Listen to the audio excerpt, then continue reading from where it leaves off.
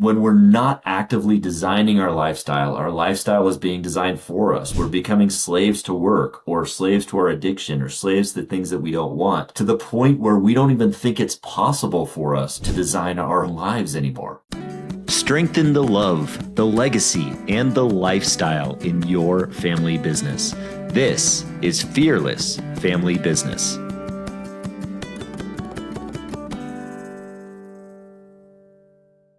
Hello, everyone, and welcome to the Fearless Family Business Show. My name is Adam Hill, and I am a family business visionary and professional EOS implementer, here to help you just reignite the love, legacy, and lifestyle that you have in your family business. And today I want to cover that third part of the love, legacy, and lifestyle. I want to talk about the lifestyle piece today. How do you get the lifestyle that you want out of your family business? You know, there's a reason we get into family business in the first place. You know, whether you're an entrepreneur, just starting a business for the first time, and, you know, maybe you're working with your spouse, your startup spouses, or you're bringing your kids into the business, or you're a couple generations down the line, or you're a multi-generational behemoth of a company. There's a reason you get into the business. And that is because you want to strengthen the love. You want to strengthen the legacy that you're building, and you want to strengthen the lifestyle that you're creating for yourselves. We all want to have a great lifestyle. But what does that mean to you? And I remember when I first got into the family business, I was right out of college. And to be honest, I was not in a healthy place. I was not in a place where I wanted to strengthen love, legacy, and lifestyle in my life. I was lost. I was hurting, and I was a bit broken. You know, I in college, and I talked a lot about this on Flow Over Fear, which was the last podcast that I had, and I've talked about this repeatedly on stage and, you know, in other podcasts and things like that. But I'm an alcoholic. I'm a recovering alcoholic. I've been sober for about 13 years, and really developed as an alcoholic in college when I began experiencing severe panic attacks. And those panic attacks really derailed me from that passion life that I wanted to live. You know, that anxiety that I had throughout college really derailed me from chasing my dreams, from going after things that I wanted. You know, I was a musician at one time, a really high level musician, playing the cello. And I wanted to be a marine biologist when I was in college. Those kinds of things were dreams that I had. But I ended up stopping those things or not pursuing those because the anxiety, the panic was so high, and I was drinking so heavily that I just barely skated by in college. And I ended up kind of going into the family business as you know, just something that I could go in and work toward. And thankfully, as I went into the family business, I realized that I had developed a passion for the legacy that we were building. And I was really excited. And having grown up in the family business, you know, being born into a business that was already 50 plus years old, that was started by my great grandfather, I already had this pride around the idea that we as a family had this business that was creating livelihoods for people, that was creating, you know, value in the world, that was doing amazing things like creating products for the space shuttle and or contributing to the welfare of our local communities. It was an amazing source of pride. So I won't sit here and say that going into the family business was just a way for me to, like, just, you know, get by. There was a sense of feeling like there was pride around it, but also that was overshadowed by the addiction that I had and the anxiety that I was feeling, the fears that I was feeling. And so I didn't really have that. And, I continued to drink heavily and live into my alcoholism for quite a few years after that, until getting sober. And, you know, ultimately getting sober was one of the best things that could have ever happened to me, because I did find the right path and all of that good stuff. But ultimately, when I look back on that period of my life where I was drinking heavily and where I was in my anxiety, what I see is that I was not living true to myself, and I was not clear on what I wanted. I didn't know what I wanted, and therefore I wasn't happy. So as I worked in the business and I grinded away, I made work my life in those first few years. And I made it my life to just try to work as hard as I could, to be seen, to be able to grow through the company. And the combination of those two things, working my butt off in the company, for what, I don't know, and drinking heavily and living to my alcoholism, well, what suffered in that? Well, my happiness suffered, of course. My family suffered. And ultimately, any vision that I might have had, which I didn't have for myself, suffered as well, because I didn't have that level of clarity. So what I was missing in that case, and so what I was really missing in that case was I just didn't know what I wanted. I didn't have a vision for my life. I didn't know what I wanted to be when I grew up. And so I just worked hard at what I did, and I kind of felt miserable and in that zone. I didn't have a good vision for what my lifestyle was. Now it's an important element of that because, and I want to stress that is one thing we tend to ignore when we look at entrepreneurial podcasts or especially in the family business world. We tend to look a lot at, well, how do we communicate better? How do we create a legacy for ourselves? Or how do we create the legacy that lasts for a long time? How do we make this business survive? But we really don't look at within the family business bubble of what we want our lifestyle to look like. How do we design our lifestyle? And when we're not actively designing our lifestyle is being designed for us. We're becoming slaves to work or slaves to our addiction or slaves to things that we don't want, to the point where we don't even think it's possible for us to design our own lives anymore. And that in turn creates a world where we aren't living into love, legacy, or lifestyle. So I was very fortunate, though, when I did get sober, that I was able to reclaim the lifestyle aspect of it. You know, after about a year of sobriety where I spent a lot of time really engaging in the community of sobriety, really building up that base of sobriety, I realized, wow, if I can get sober, what else can I achieve? What else can we do? What else? Human beings are so resilient. We are so much more resilient than we give ourselves credit for. We can achieve so much more than we give ourselves credit for. And so about a year after I got sober, I decided that I would reclaim my lifestyle. It wasn't as explicit as that. It was just one of these desires to, what else can I achieve? And I decided to go and pursue Ironman triathlon. Now, this was the first big grand thing that I'd ever done in sobriety after spending more than a decade essentially drinking a lot. And it was one of the first extreme things that I'd done since actually trying to become good at playing music. And it led to a lifestyle that was so satisfying, so enjoyable. It led me into communities where I felt like I was accepted, where I actually enjoyed myself. And so it was that first level of transformation that I realized that we can create a life that we might want to live. And in the same process, I became better at what I was doing at work. I created more value. I was doing more within that space. And I think that goes to show that something here that I want to convey to everybody with regard to this. It may feel selfish. It may feel self-serving. It may actually be self-serving to focus on your lifestyle, the lifestyle that you want within the business that you're creating, within the family business that you're running. But it's also an important element of being of value to everybody else, because when you are explicit about creating, if you are all, let's just make the assumption that you are looking out for the best interest of the world as a whole, right?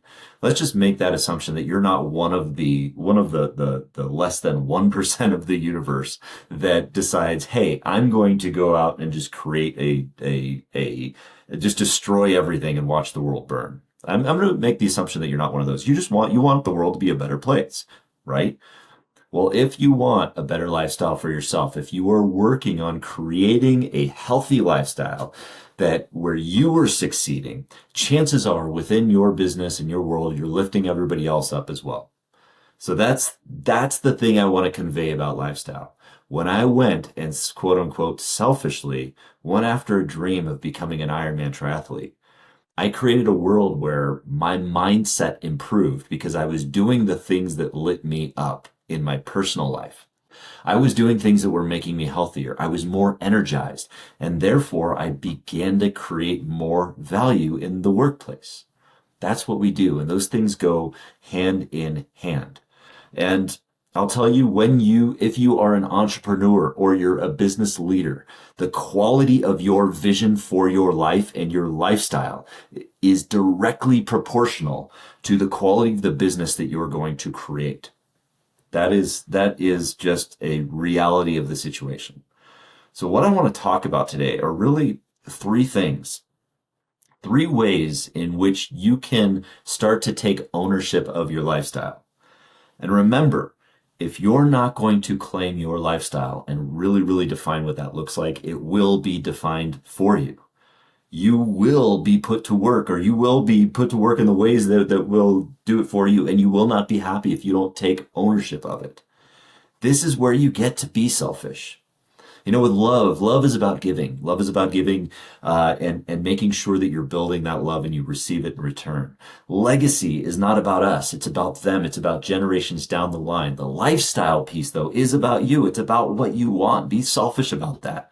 So this is going to be a fun one today, guys. And I really hope that you listen to this and you take it to heart, and you really take some of these ideas that I'm going to present to you to heart. Because the three things that I want to share with you today really changed my perspective on, well, first of all, they changed my life. They gave me a lifestyle worth living, something that I enjoy, something where I am giving back, a life that I am enjoying myself, where I'm doing things that I never thought that were possible, especially within the world of family business. And they contributed deeply to the success of the business that I'm running and the companies that I'm creating. So that's important. So I hope you'll take that to heart. And they also, they gave me a different perspective on how to look at things, though, so that it's not a zero-sum game, so that we can help everybody win. That it's not just that creating a lifestyle for ourselves that seems quote unquote selfish is also a way of lifting other people up. And, if we have an abundance mindset where everybody can win, well, truly everybody can win, and we can help everybody get there, including ourselves. And it starts with us. What is that lifestyle that you want? So the first thing that I want to share, the first real way that I want to talk about in terms of creating the lifestyle that you want, is really to sit down and create the vision for yourself, the vision for your life. Just like you would create a vision in business. And when we talked about this a few episodes back, the idea of creating a powerful vision for your family business, something that everybody is engaged with. You want to do that for your life as well. And the earlier that you can do this, the better. And this is something that, it doesn't have to be like, what does my vision look like? If you're 20 years old now, you want to look at when you're 50. Sure, you may want to have a general idea about that. But you just want a vision for your life a few years out, like what you want to look like. And that's the important part, is that you make it a few years out, because the closer you can have it, the more real it can be in your mind's eye. The farther it is out, the harder it is. There's too many environmental things that come into play there. But ultimately, the way that a vision might work, and I'm going to bring EOS terminology into this, is the farther out you look, I guess the more broad it should be, the less specific it should be, the more grand it should be. Like, you should look out, if you're going to look out 10 years from now, maybe 20 years from now, and you're looking at a financial goal or what you want, dream bigger than you think. Because the whole thing of of you can achieve more in 10 years than you think.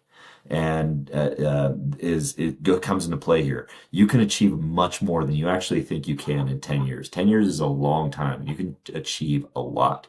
So dream big. Think of what you really want. But a couple of tools on how to create a vision for your life. The first one is I would suggest reading the book by Cameron Herold called Vivid Vision. This is just a very, very simple, manual and book on how to create a 3 or 5 year vision for your life. And I say it's simple because you want to keep it simple, but you also want to be as clear and vivid as you can within this. You want to lay it out as exactly as you see it. And that's the beauty of that kind of vision. You write out this vision and you create this vision for yourself, and it excites you on where you want to go to create the lifestyle 3 to 5 years from now. And the beauty about that 3 to 5 year time frame is that a lot can happen within 3 to 5 years, but it's also not really that far away. It really is this tangible idea where you can almost reach out and touch it, that the things that you do right now can lead you in that direction. And so I challenge everybody to write out a vivid vision and revisit it every quarter or so. And then the second thing that I would suggest that you do is taking from EOS, the concept of the vision traction organizer that companies can use to really, really solidify and crystallize their vision on paper in a 2-page document. Take that. There's something that is called a personal VTO, personal vision traction organizer. And if you can take that and on an annual basis, look at your VTO and really, really set it up. What is that 10-year vision for your life? What are your core values? Personally, what are your core values? What is your purpose? What is that 10-year target that you want to target 10 years from now in a simple 1-sentence statement? And then what does your 3-year picture look like? What specifically and clearly do you want your life to look like 3 years from now, 3 short years from now? How much money are you making? What does your giving look like? And then 10 to 15 bullet points on what exactly that looks like. That solidifies a vision for your life.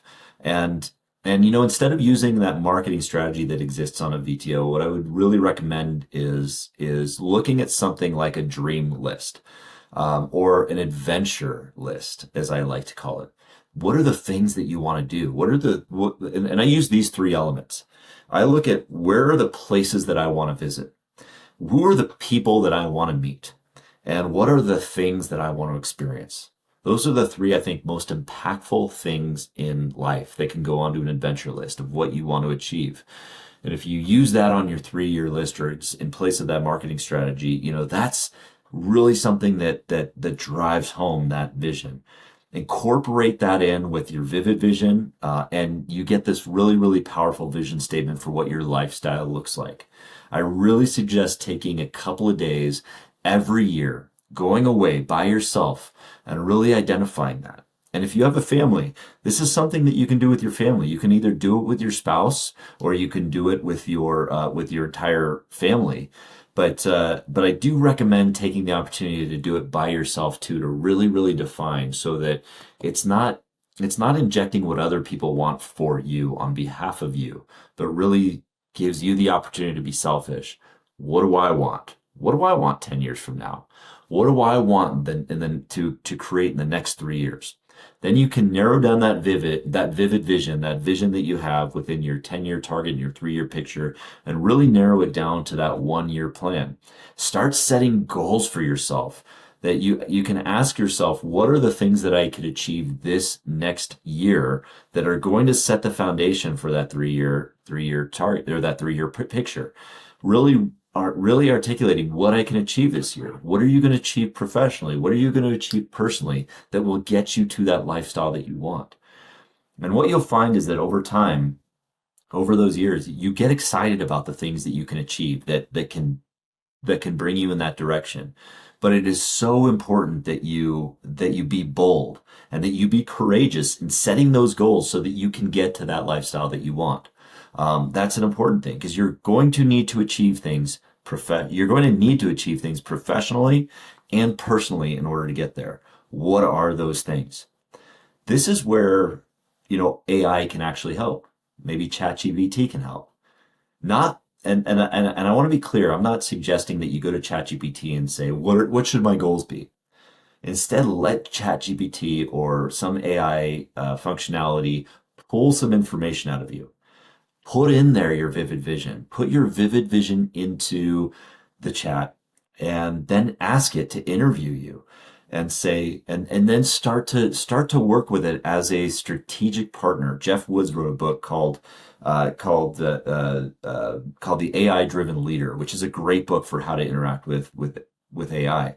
But maybe start asking it to interview you by asking you questions and pulling information out of you, and then tell it that when it's done, when it has enough context, ask it to give you suggestions on what goals you should set this year in order to lay the foundation for your 3-year picture.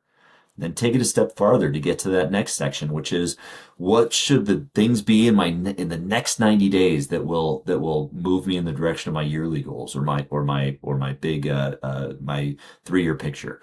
Those are the questions you want to ask it, and that's what you want to get to. Is you want to drive towards those quarterly rocks, those quarterly priorities that are going to lay the foundation for your vision. And I will tell you, on a quarterly basis, it accelerates the process of you getting to the lifestyle.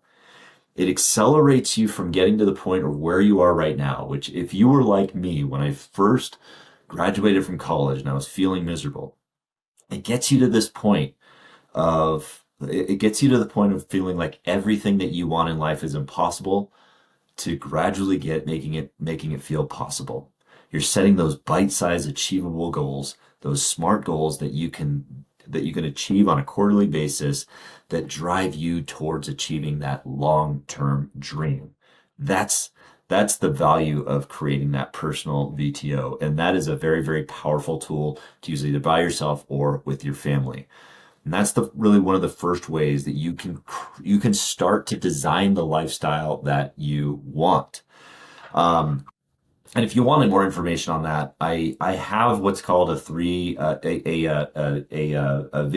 vision reflection strategy that you can use that's on my website that you can download for free. You may want to take it down before I take it away, but it's there right now for anybody to use, that gives you that yearly planning element. It's really great way of looking at it.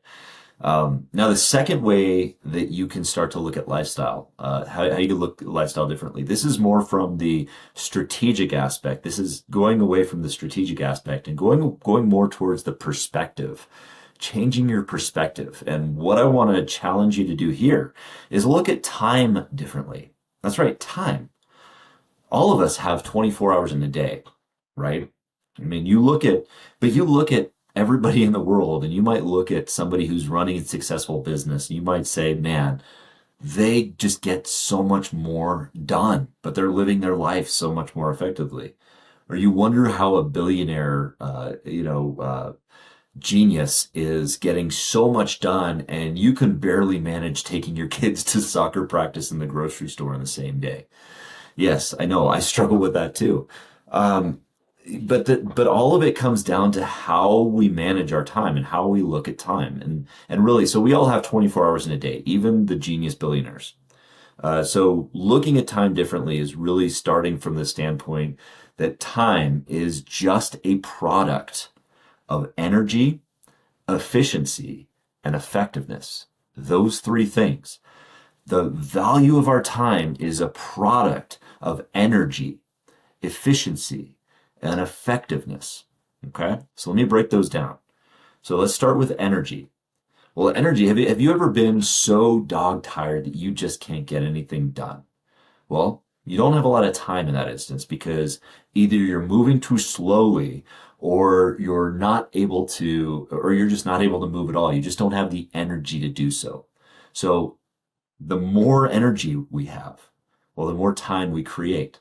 Because if you have the energy of a 10-year-old in a candy store, you're going to just inherently be able to get more done because of the energy that you have.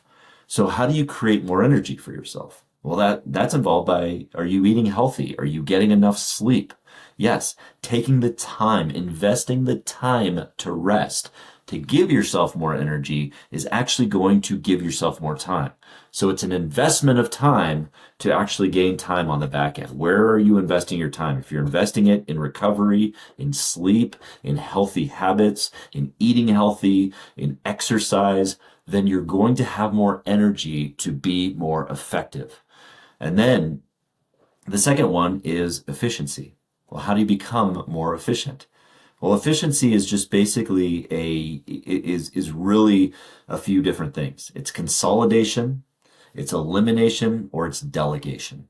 So consolidation. So can you consolidate tasks throughout your day? Well, if you can consolidate two tasks and do them both at one time, you can get more done. You have to be careful with that because you don't want to minimize the effectiveness of those, which is the third thing I'm going to talk about. But if you can effectively consolidate two things at once, kill two birds with one stone, well, then you can be more. Then you can have more time. For example, are you meal planning? Are you consolidating the time that you're spending meal planning for the day? Well, if you eat a peanut butter and jelly sandwich every single day at lunch, what if you made a peanut butter and jelly? What if you made 7 peanut butter jelly sandwiches on a Sunday night? That consolidates your time. Then there's elimination. Eliminating the tasks that aren't serving you. And this isn't to say that you want to eliminate the tasks that you legitimately enjoy. I mean, if you enjoy watching Netflix and it provides you some relaxation, then by all means, don't eliminate it. But if there are things that are not serving you, that you're just doing because you're bored, looking at your phone, looking at things that aren't serving you, comparing yourself to others, eliminate those items. And if you can eliminate those things, man, if you can eliminate comparison from your life, you are well ahead of the game. What can you eliminate that is absolutely not serving you in your life? And then delegation. And this gets to another EOS tool that I want to talk about, which is the delegate and elevate tool. So when you're looking at delegating, this is taking the things that you just genuinely don't want to do, that maybe you're not great at, and giving them to somebody else that is great at those things and really loves to do them.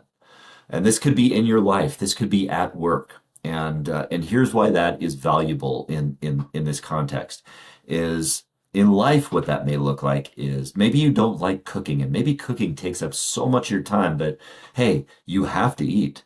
Well, you can delegate your time by hiring out a meal service, buying one of the many boxed food things that come and make it easier to buy it.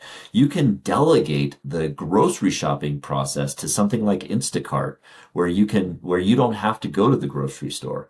Those things give you more time to live within the lifestyle that you want to live.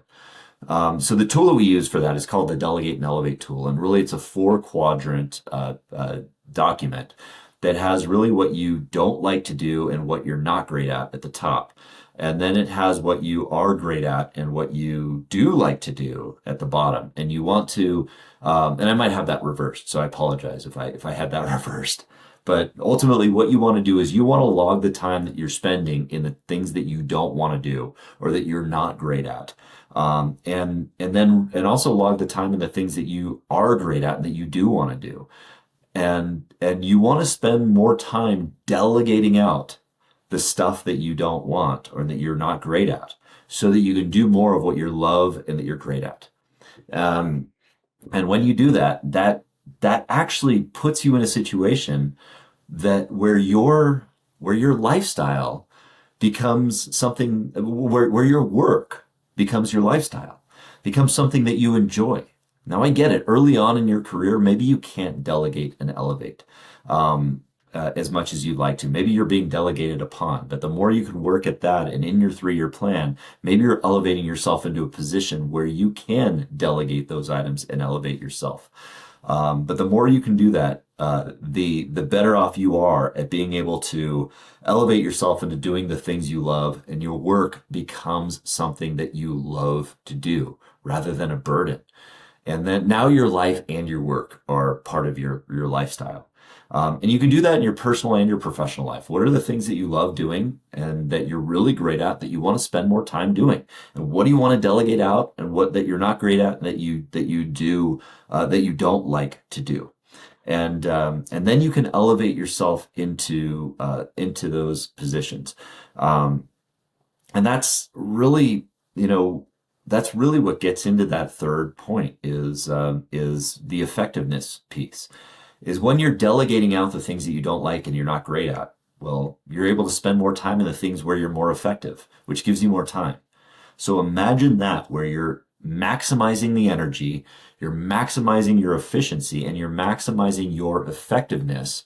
You're just created more time for yourself, where you are creating more value for your time. And that too is an important point. We've come out of there's a lot of company cultures that really revolve around the time clock. We have to work from 9 to 5, and that is how we measure value for some reason. And that's a false way of doing it, because some people have more energy, they're more efficient, and they're more effective within those 8 hours. So why are we measuring them the same way as somebody who doesn't have those 3 qualities?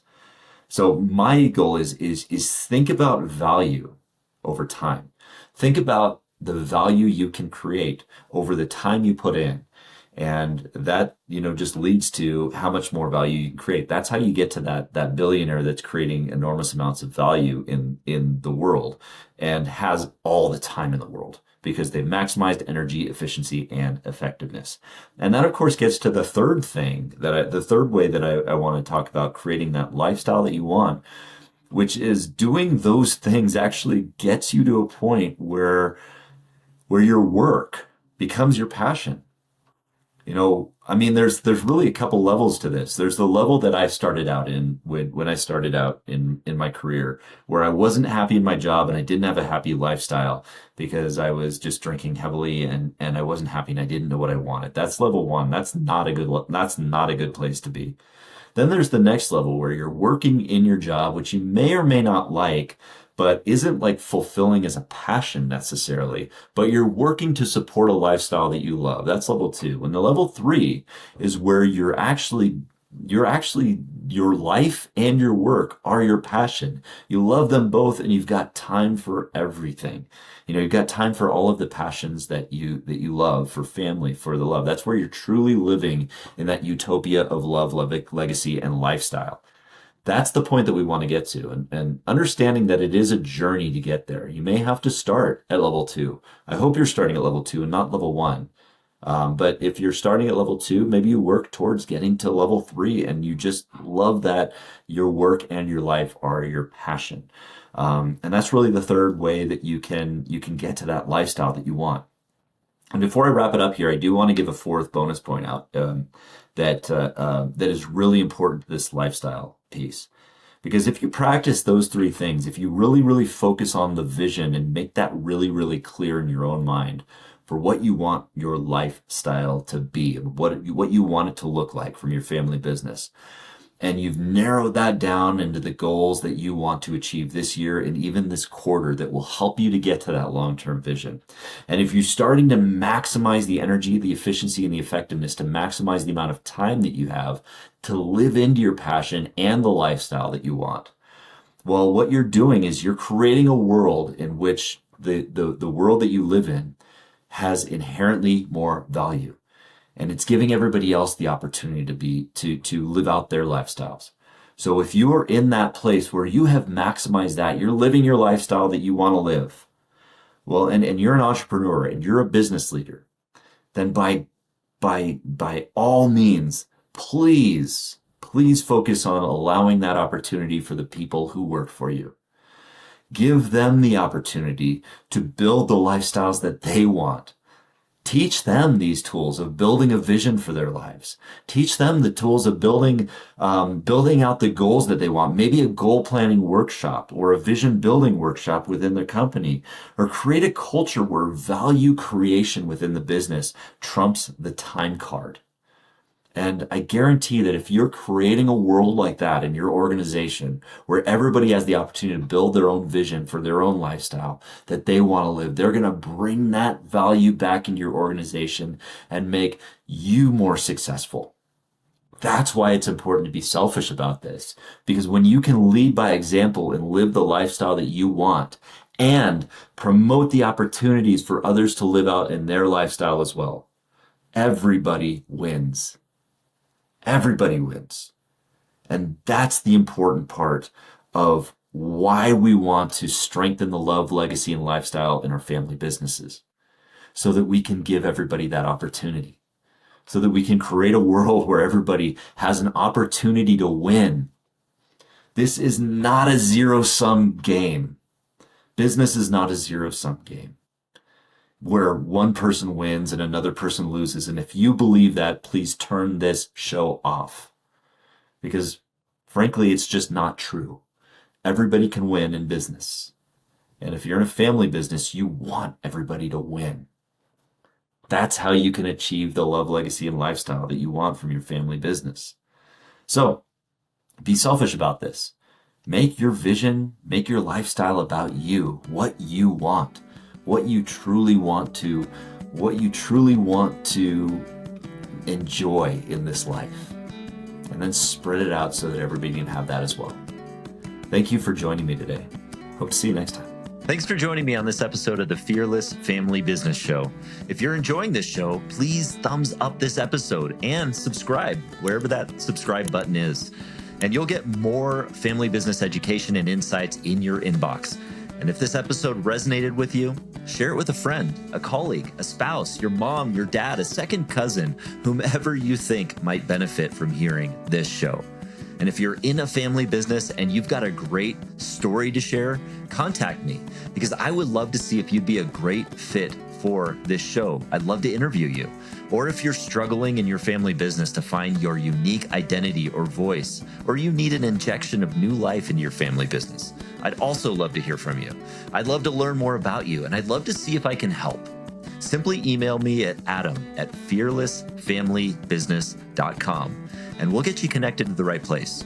Together, we can elevate the love, the legacy, and the lifestyle we all experience in our family businesses. Thanks for tuning in, and we'll see you next time.